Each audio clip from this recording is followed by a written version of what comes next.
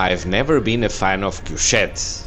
Too cramped, too noisy, not exactly what I'd call comfortable and restful. But Nightjet's new sleeping pods? They're supposed to be an upgrade. More privacy, modern features, and a fresh take on overnight travel. So I hopped on a train from Hamburg to Vienna to find out for myself. Spoiler? It's complicated. Want to see what this experience is really like? Come along! Hi and welcome to Hamburg Hbf. This is Germany's busiest railway station by daily passengers. Over 500,000 people come through here every single day. Opened in 1906, the structure is a striking mix of steel, glass and tradition, built to reflect Hamburg's rising importance as a port and a gateway to the world. Despite its age, it's still a crucial hub, serving not only long-distance ICE trains and international services, but also bustling S-Bahn and regional lines that fan out across northern Germany. Inside, the station is more than just platforms and track. There are restaurants, cafes, shops of all kinds, even a full supermarket for last-minute snacks or essentials. And, of course, there's the Deutsche Bahn Reiszentrum, the Deutsche Bahn Travel Center, where travelers can get assistance, buy tickets or just ask for advice. It's a place where the rhythm of the rails meets the pulse of the city. Tonight, I'll be taking the ÖBB Nightjet to Vienna. I'll be traveling in one of their mini suites, often called pods. Let's see if this innovation is a step forward or a step too far. Here it comes, an ÖBB Class 1116 at the head, followed immediately by a driving trailer. See that odd look? In Germany, push-pull operations with these train sets isn't yet permitted, so the locomotive must stay on the front rather than letting the trailer lead. This particular Nightjet has 7 cars, including regular couchettes, sleeping cars and, of course, the new pod-style compartments where I'll be traveling. I'll show you around properly in the morning, but for now, it's time to hop on board and find my spot for the night.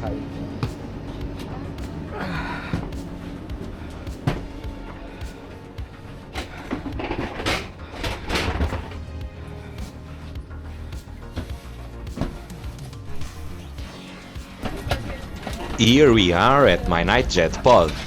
No racks here. Instead, the real storage lives under the bed. Yeah, and you can put it something under also, okay? Yes, that's what I'm doing.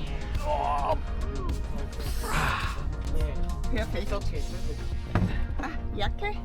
Perfect. There's additional storage for smaller items like backpacks and shoes, opened with the card provided by the car attendant.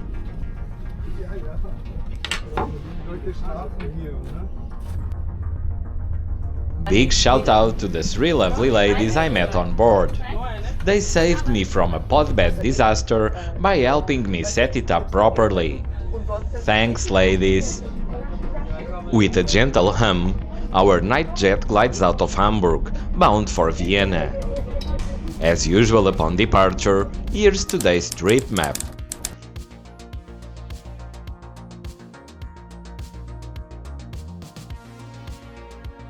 After a good bit of chatting with my travel companions, it's time for my night ablutions. The new Nightjet got you covered. It offers a shared toilet along with separate bathrooms for ladies and gentlemen. These were kept clean throughout the trip.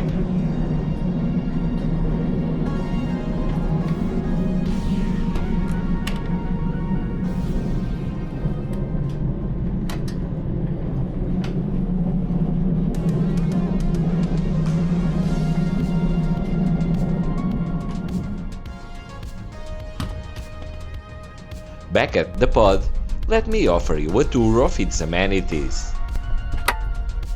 The ride quality is really soft, with a gentle rolling feel that's quite relaxing. The compartment itself is definitely on the compact side, or let's say cozy, but once you settle in, it really feels like your own private little cocoon on rails.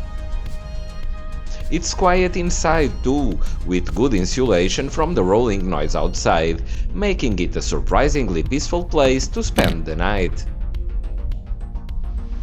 Time now for me to go to sleep, hoping for sweet dreams and a good rest. Good morning from my Nightjet pod, somewhere around the border between Germany and Austria. I had a really good sleep and it seems the train performed perfectly as we are on time. I finished my morning freshen up in the tiny Nightjet bathroom as we arrived to Wels, an important stop in Upper Austria's second largest city. Quite convenient to stretch my legs a bit while a freight train passes. Founded in Roman times, Wels is known for its charming medieval center and a lively weekly market. It's a quick stop though, and soon we are underway again across the rolling Austrian plains. Vienna is still around 2 hours away.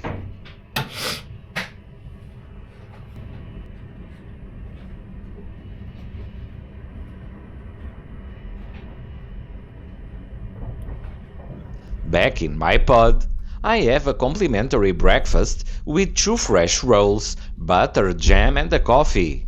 It's okay to start the day. Since we still have some time before arriving, how about a little tour of the train? We'll start right here at the front, where the sitting cars are. And while we're walking, let's chat about how Nightjet pretty much saved overnight travel in Europe. Back in the early 2000s, night trains started vanishing left and right. When Deutsche Bahn shut down its City Night Line service, things were looking pretty grim for night trains. But ÖBB saw an opportunity and jumped right in. At first, Nightjet stuck to Germany and Austria, but by 2019 they'd already expanded to Switzerland and the Netherlands. And they've just kept going ever since.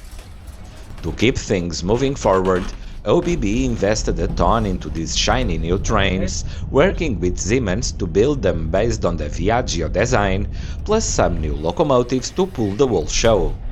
Today, Nightjet's mix of new and classic trains connects France, Belgium, the Netherlands, Germany, the Czech Republic, Switzerland, Italy, and of course Austria, the true Nightjet home base.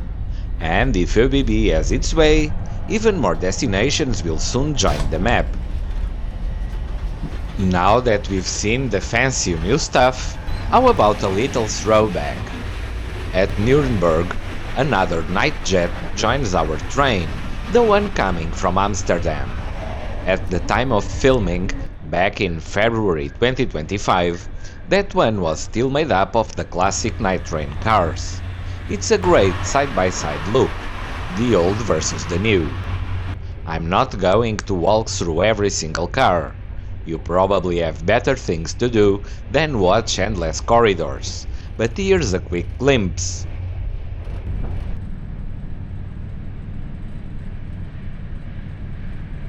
And just like that, we reach the very back of the train, where the trucks zip by and are our way to Vienna. Right on schedule, we reach St. Polten at 8:38 in the morning.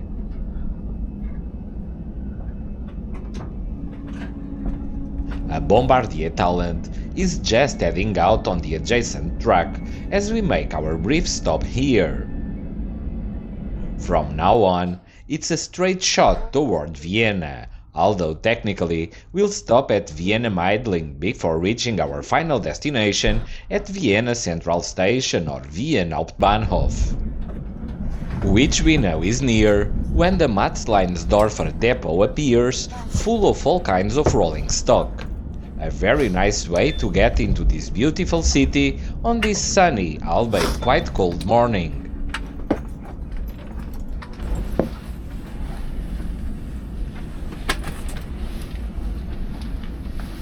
And here we are, rolling smoothly into Vienna's magnificent Hauptbahnhof, Austria's largest and most important railway station. Opened fully in 2015, it replaced several older terminals, unifying Vienna's train services under one impressive modern roof.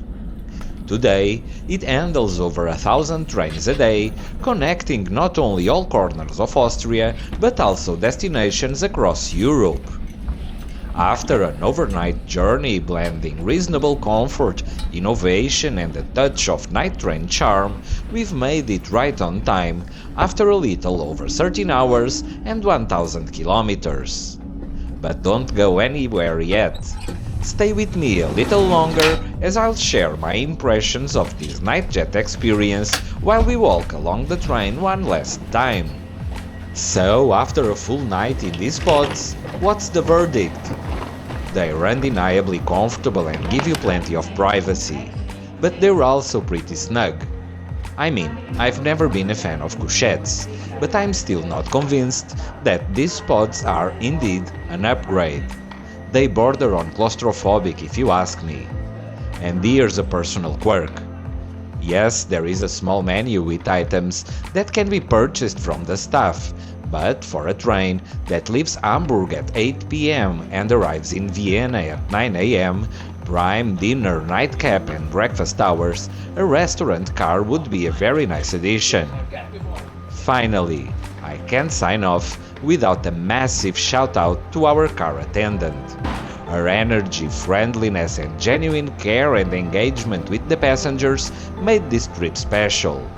The best I've ever met on a train. Thanks for riding along with me today. If you enjoyed the trip, don't forget to like, subscribe, share and let me know in the comments if you've ever taken this route or if it's on your list. Thank you for being here, and I'll see you next week.